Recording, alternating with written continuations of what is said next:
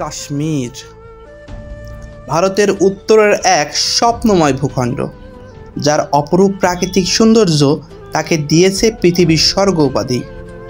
কিন্তু এই স্বর্গের পিছনে লুকিয়ে আছে এক দীর্ঘ রাজনৈতিক দ্বন্দ্ব, মানবিক সংকট ও সংগ্রামের ইতিহাস। 1947 সালে ভারতবর্ষ ভাগের পর থেকেই কাশ্মীর নিয়ে শুরু হয় ভারত ও পাকিস্তানের মধ্যে উত্তেজনা। তখনকার মহারাজা হরি সিং কাশ্মীরকে ভারতের সঙ্গে যুক্ত করেন। এরপর থেকেই কাশ্মীর এক জটিল রাজনৈতিক ও সামরিক সমস্যায় পরিণত হয়।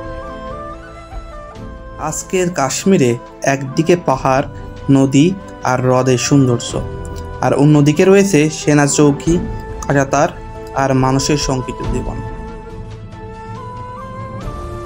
2019 সালে ভারতের সংবিধানের 370 ধারা বিলুপ্ত করে কাশ্মীরের বিশেষ মর্যাদা তুলে নেওয়া হয়।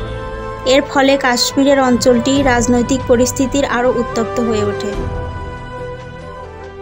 তবে এর মাঝেও কাশ্মীরিরা আশাবাদী।